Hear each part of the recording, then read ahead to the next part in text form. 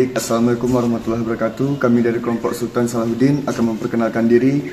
Dimulai dari saya, yaitu Niko Iwan Adha Kobat dengan NIM 240170207. Dan saya Kabul Hafiz dengan NIM 240170171. Saya Arif Fadila Pasha dengan NIM 240170197. Saya Windra Rahmatillah dengan NIM 240170226.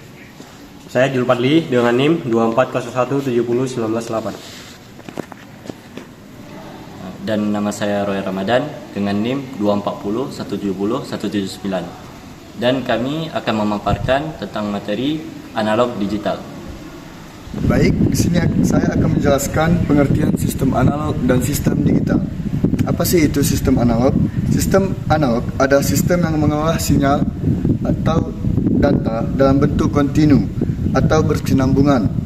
Nilai-nilai dalam sistem ini bisa berubah-ubah secara halus dan bertahap tanpa loncatan.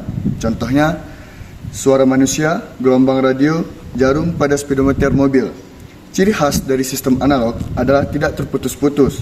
Nilainya bisa berupa desimal, contohnya 3,25 volt atau 4,78 volt. Sedangkan sistem digital adalah sistem yang mengolah sinyal atau data dalam bentuk distrik atau terputus-putus.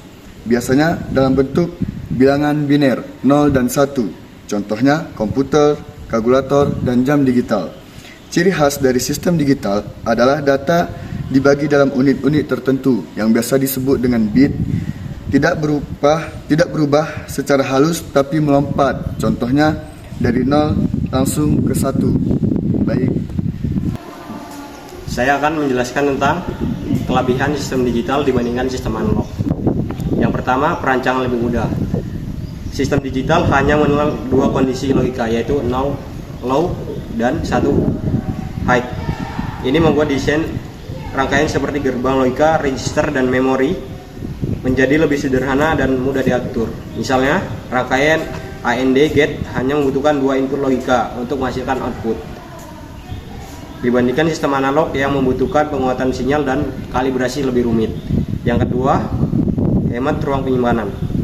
Data digital hanya dapat disimpan dalam bentuk byte dan format kompresi seperti MP3, MP4, dan zip.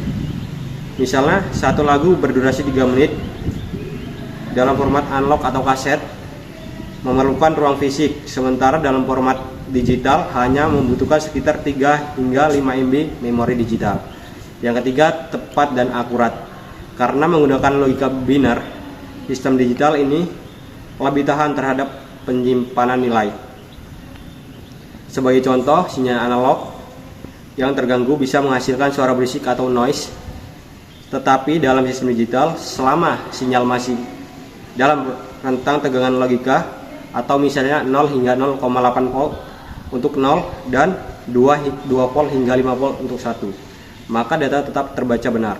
Dengan pada komputer. A. Positional value system atau sistem nilai posisi. Nilai suatu angka ditentukan oleh posisinya dalam deretan angka. Contohnya, pada sistem desimal, angka 123 berarti 1 dikali 100 tambah 2 dikali 10 tambah 3 dikali 1. B. Jenis sistem bilangan. Bilangan biner hanya menunjukkan angka 0 dan 1. Bilangan oktal menggunakan angka 0 sampai 7. Bilangan heksadesimal menggunakan angka 0 sampai 9 dan huruf A sampai F seperti A sama dengan 10, B sama dengan 11, dan seterusnya. Baik, kita akan lanjut membahas konversi antar sistem bilangan. Yang pertama, kita masuk pada desimal ke biner. Cara mengubah angka desimal ke biner adalah dengan membagi angka tersebut dengan 2 secara berulang, lalu mencatat sisa pembagian dari bawah ke atas. Contoh, 118 dibagi 2 sama dengan 59 sisa 0. 59 dibagi 2 sama dengan 29 sisa 1. Hasil akhirnya 118 basis 10 sama dengan 0111 0110 basis 2. Oke, lanjut kita desimal pecahan ke biner. Kalikan pecahan dengan 2, ambil angka di depan koma, ulangi hingga hasilnya 0 atau sesuai kebutuhan. Contoh, 0 0,8125 dikali 2 sama dengan 1,625 menjadi 1. 0,625 dikali 2 sama dengan 1,25 menjadi 1. Hasil akhirnya 0,8125 basis 10 sama dengan 0,11010 basis 2. Dan terakhir, biner kooktal atau heksadesimal. Biner kooktal kelompokkan biner per 3 digit dari kanan. Biner ke heksadesimal kelompokkan biner ke 4 digit dari kanan. Contoh, biner 1011001111